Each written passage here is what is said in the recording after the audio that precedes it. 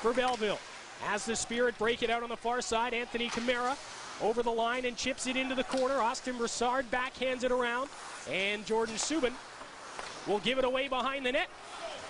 Set it in front, they score! Jordan Subban gives it away, and Josh Shalla puts in his second of the season, and it's an early 1-0 lead for Saginaw. Not sure just what happened with that puck behind the net with Jordan Subban, David. Looked like he was ready to pass it or trying to pass it to his defense partner, Brady Austin, over on the far side, and it just seemed to roll off the end of his stick. We're going to take a look at it here, and you're going to see he's decided to go back behind the net and just seemed to go off the toe of his stick, and of course he knew he had some catching up to do, but couldn't get back out and cover the front of the net in time. The step here in the first 40 seconds of the period for Saginaw. They're going to make a quick change, and Adam Bignell has to chase down a loose puck.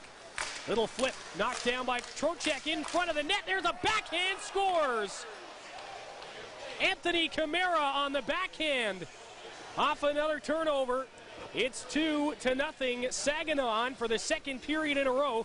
They score within the first minute. Well, you're right, David. There's another gift. Adam Bignell just lost the puck over on the far side. Just didn't get anything on it when he was trying to come up the boards to get the puck out. We're going to see him down in the corner with the puck, fighting a couple of the Saginaw players. Down deep, you're going to see him right there, and he just flipped the puck just too easily trying to get that puck out, and they knocked it down, put it across, and it got it behind Malcolm. The goal in the first period came at 54 seconds. This one comes at 50. This is a very good Saginaw Spirit hockey team. Finished first in the West last season. Knocked out by the Windsor Spitfires in the second round of the playoffs. Here's Judson with a shot, scores! A great pass and a great finish. The captain, Luke Judson's 6th of the season. Here's a play. When you play with guys long enough, you get to know where they're going and when to pass it in places that you don't even look for.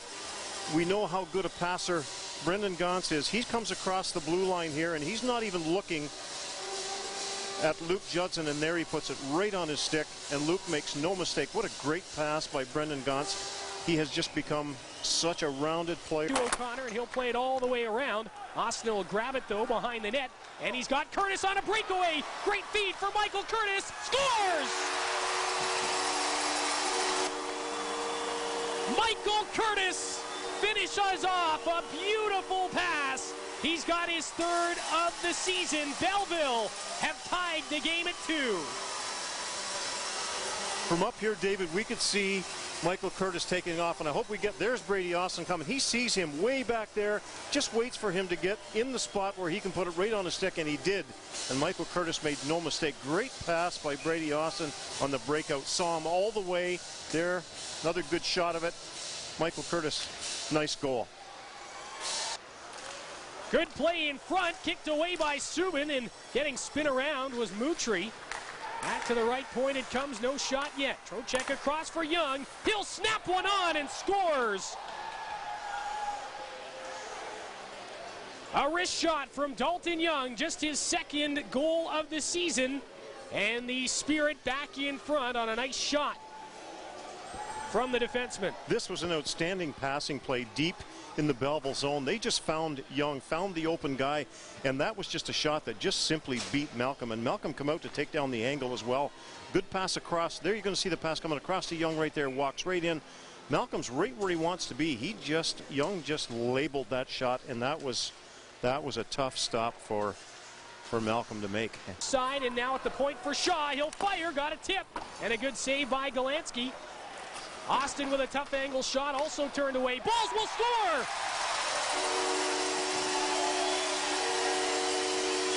Well, they swarm the net long enough, and they're able to bang one home with 4.8 seconds to go in the period. They've got that tie heading to the locker room. I think Austen Brassard is going to get credit for this goal. You're right, just continuous pressure down low. You're going to see them just constantly bombarding Galansky. And we're going to see the shot coming in from the blue line, and there it is, and they're banging around, and Austen Brassard just got his stick on it. Galansky was down, didn't have much chance on that. So here we go. Going to see Vince Trocheck first. He's had a good game tonight. 3 assists, I think, on the night, David. One of the leaders on the Saginaw team. Very skilled forward. Had 26 goals last season. Trocheck, the right-handed shot. From the blue line. Picks it up at center ice. Here comes Trocheck. Off to the left. In on Subban. Trocheck stopped by the glove of Malcolm Subban. That's exactly what I said was going to happen. He went over into the heavy snow over there, and the puck went up on its side, and he never got control of the puck going in on Malcolm. And Malcolm made the save, but you're going to see the puck. If you can see it again, the puck's going to go up on its side. He didn't get a good shot on goal. Austen Brassard, the first shooter for Belleville. The Windsor native in with speed. Brassard lost the handle. Galansky stuck with him, but it's a miss for Austen Brassard. Just got ahead of him right there. Josh Shalla has a goal for the Spirit tonight. He'll look for one in the shootout here as he's in on Malcolm Subban. Shalla, backhand, stopped. Subban kept it out. Subban slid back into the net, and the puck stayed on the right side of the goal line as you get another look here at the replay. I'm not sure that didn't go in. Well, that shot looks like it stayed out. And they're going to take a look at this. Yeah, I think they are going to look at this.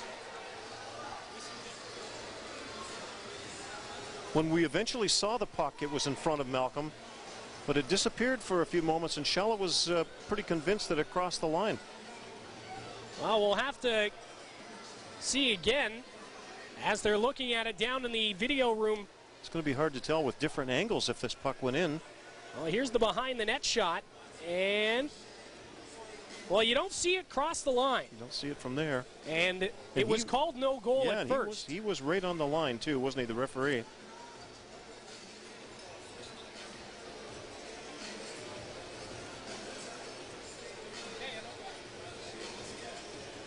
Again, called no goal at first, so they'll need conclusive evidence to overturn the call. That's the best look, and it gets through the legs, but it looks like it stayed out.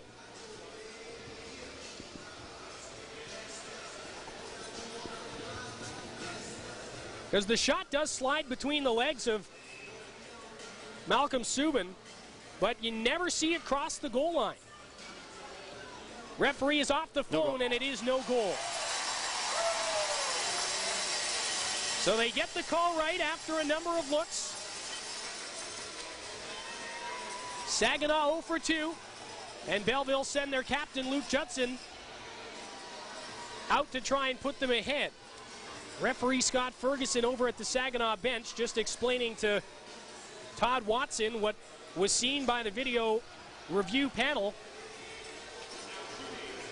And if they get a look at the replay later, they'll probably feel the same way. Yep. Here comes Luke Judson from Emo, Ontario. Judson to the slot, shoots and scores!